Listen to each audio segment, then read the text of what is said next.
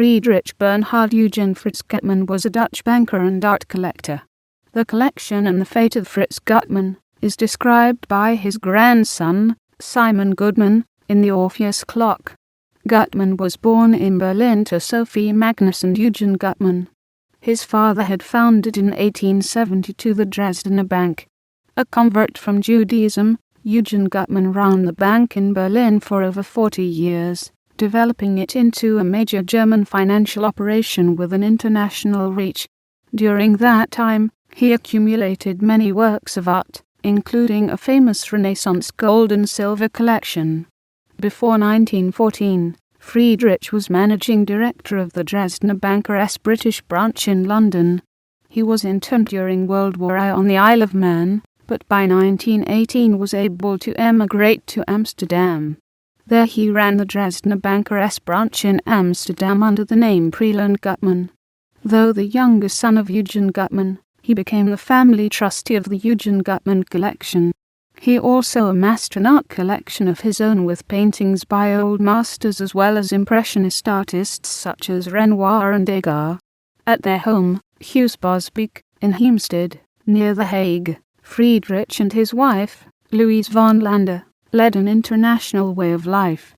Their daughter, Lili, left home for Italy in 1938, where she married, and at about the same time the couple's other child, Bernhard, was in England attending school at Cambridge. Prior to the outbreak of war in 1939 and the capture of Paris by the Nazis in June 1940, Friedrich sent part of his collection to Paris and New York for safekeeping and retained what was left at Heemstede. He did not consider himself a Jewish circumflex. Both he and his wife had been baptized, but the Nazis did. In the spring of 1941, Karl Haberstock, the Nazi art dealer active in Paris, visited Heemstede to buy the Gutmann collection.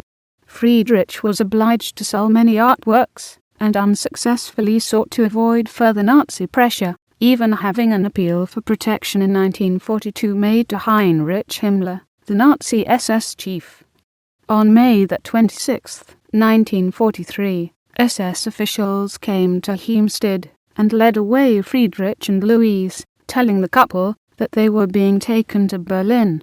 In fact, they were sent to the Theresienstadt concentration camp. In April 1944, a witness saw Friedrich beaten to death in a nearby small fortress. In October 1944, Louise was sent to Auschwitz, where she was murdered. After the war, Bernhard Gutmann and Lili Gutmann returned to find their Heemstede family home stripped of all art. They notified Dutch, French, German and British authorities and set out to retrieve the items. They had modest successes between 1954 and 1960, but hundreds of items remained missing. Bernhard's sons, Nick and Simon, only learned of their father's quest after his death and continued his pursuit. In October 1995, Simon Goodman found a photograph of one of the looted items in a 1994 exhibition catalogue from the Metropolitan Museum of Art in New York. Landscape with smokestacks, a pastel over monotype by Edgar Degas, was cited in the catalogue as belonging to Daniel C. Searle, a pharmaceutical billionaire living near Chicago. Friedrich Gutmann had bought that work in 1931. And in 1939 sent it to the art firm of Paul Gros in Paris for safekeeping. The painting reached New York from Switzerland in 1951, and was sold to American collector Emil Wolf. In 1987, it was purchased from Wolf by Searle for $850,000, after he obtained the advice of experts at the Art Institute of Chicago, on which he relied heavily. The work's provenance included the name of Hans Wendland, a German art dealer who stands out like a sore thumb. Willicott, a legal expert in retrieving Nazi stolen art, told CBS News reporter Morley Safer in 1997. Wendland, Court said, was responsible more than anybody else a symbol for smuggling plundered works of art, plundered by the Nazis in France, into Switzerland for sale. Court agreed with Safar's summary, that what you are saying is that unwillingness to know, that turning a blind eye still applies to these paintings.